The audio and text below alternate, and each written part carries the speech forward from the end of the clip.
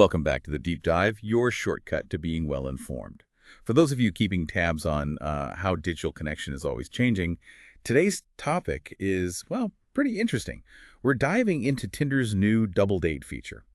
And this really isn't just, another small update. It feels like a genuine strategic shift in how they're encouraging people to connect online. Our source material from a recent tech news outlet gives us a really detailed look at what this means. That's right. And it's more than just like a new button on the screen. It's really Tinder responding to what users are saying they want, and it points to some bigger trends in online dating generally. Yeah, I see that. It feels like they're trying to adapt to how people maybe want to meet now, a bit more socially, maybe less pressure, Exactly. Less intimidating, perhaps. which makes it fascinating for us, as tech enthusiasts. So our mission today is to unpack this. Like, how does Double Date actually work? What problems is it trying to fix for users?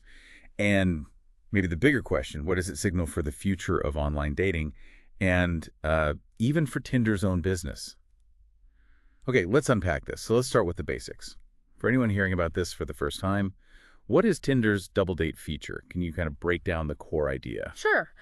Basically, it's what they're calling a group first approach. So instead of the usual you swipe on one person, they swipe on you. The classic Tinder model. Right, the classic model. Here, you can invite up to 3 friends to make a duo, which, yeah, can actually be a group of 3 or 4. Right, not just two. Not just 2. And this group, your duo, then connects with other duos or groups. So it fundamentally changes the first interaction from just one-on-one to something more social, more group-oriented right from the start. Okay, that sounds like a big change. So not just two people matching, but groups connecting.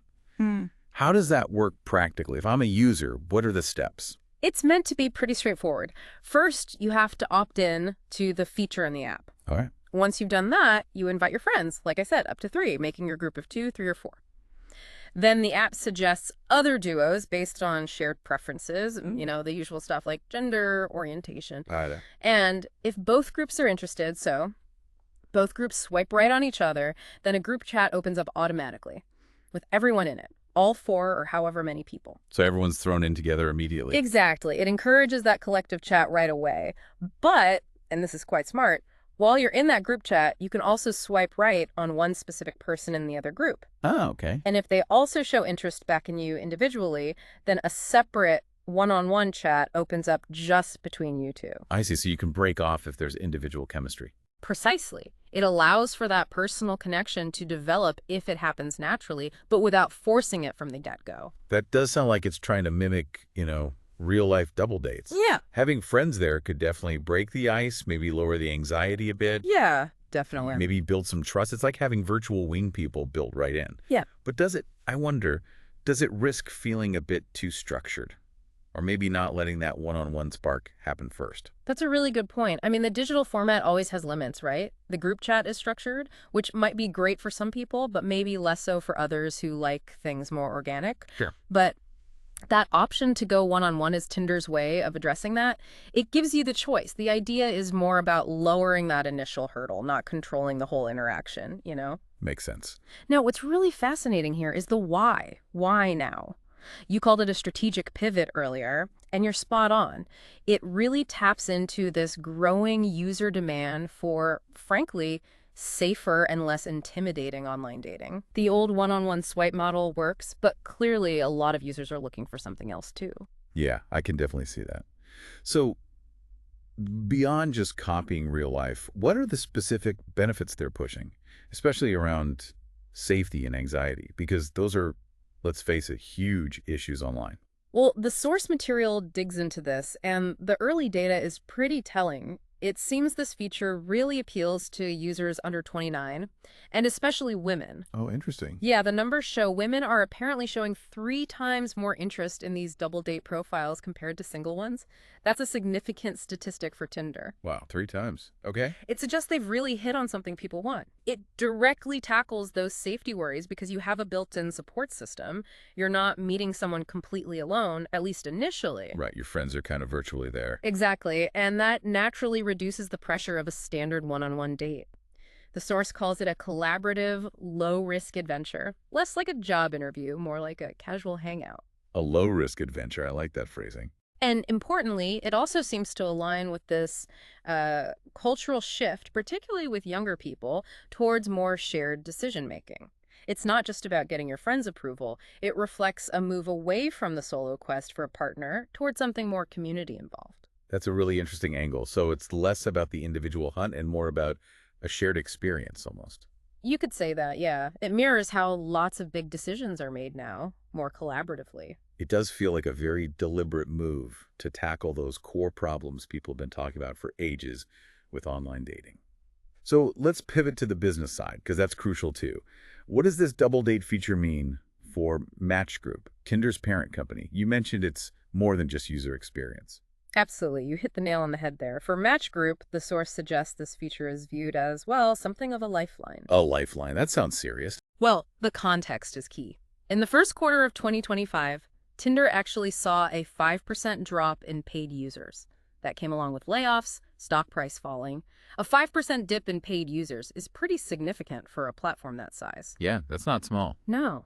It signals potentially worrying shifts in user behavior. So launching a feature like Double Date successfully becomes really critical for stabilizing things, maybe bringing back users who left. They needed a win. Okay, so the stakes were definitely high. Is it working? Are the early signs positive enough to call it, effective? The early results do look quite positive, yeah. It seems like a step in the right direction. The source mentioned that about 15% of users who accepted Double Date invites were either new users or people coming back to Tinder. 15%. Okay, that's pretty solid. It's a strong sign it could help stabilize revenue and re-engage people.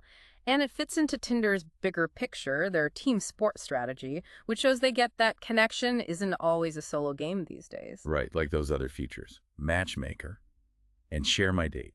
Exactly.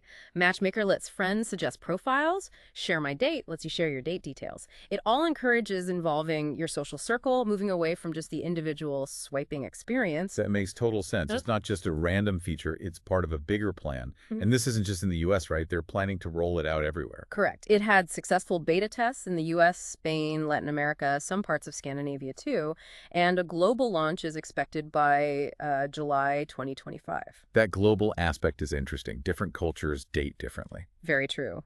And the test markets, like Scandinavia with its progressive attitudes and Spain with its strong social culture, were probably chosen carefully. Adapting it for, say, parts of Asia or the Middle East will require some careful thought about local norms. Definitely. But the core appeal around safety and companionship is probably pretty universal. Yeah. And if you step back, this feature really is an evolution in dating app design.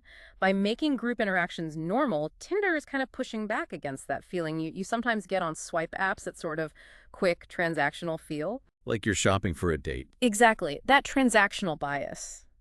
This shifts it towards a more social, maybe more thoughtful way of vetting people initially, less superficial perhaps. Okay, so it sounds really promising, a potential game changer even. But like anything new, there must be challenges, right? What complexities might they face rolling this out globally? Oh, absolutely. No feature launch is perfectly smooth. It definitely raises some important questions. I mean, group chats are great for ice breaking, but they can also get messy, right? Totally. Coordinating 4 people, Yeah. managing different personalities in one chat. Exactly. Imagine trying to get 4 schedules aligned for an actual date, or just managing the chat itself. Some people might talk too much, others not at all. Moderating these group dynamics effectively to keep it positive for everyone, that's a real challenge. Yeah, keeping it fun and not frustrating. It's a fine line. They need to make sure it actually helps the user's experience, not complicates it unnecessarily. That's a great point. It really makes you think about how these apps are evolving, moving towards these hybrid models, mixing digital ease with more real-world social stuff. Yeah. It's not just matching anymore. It's about fostering a whole social experience and a safer one. Precisely. And when you boil it down, Double Date looks like a potential win-win. For users, it's a fresh, less intense way to approach that first meeting. Makes it feel more natural, maybe. Yeah, lowers the stakes. Yeah, and for Tinder, it's a smart, timely move to try and regain ground and pull users back in who might have been tired of the old way. Its real success long-term will depend on users sticking with it and Tinder navigating those group dynamic challenges well. What a deep dive indeed. It really shows how dating apps are moving beyond just simple swiping. It's becoming about sharing, matching, connecting in ways that are starting to feel a bit more like, well, life itself. Makes you wonder what's next, what other connection models might emerge. Well, that is all the time we have for this deep dive into Tinder's new double date feature. Thanks so much for joining us today. It was really interesting to talk through. And maybe as you go about your day, you can think about how these tech shifts, even small seeming ones, keep reshaping how we all interact and build relationships. Absolutely. A lot to think about. Until next time, stay curious.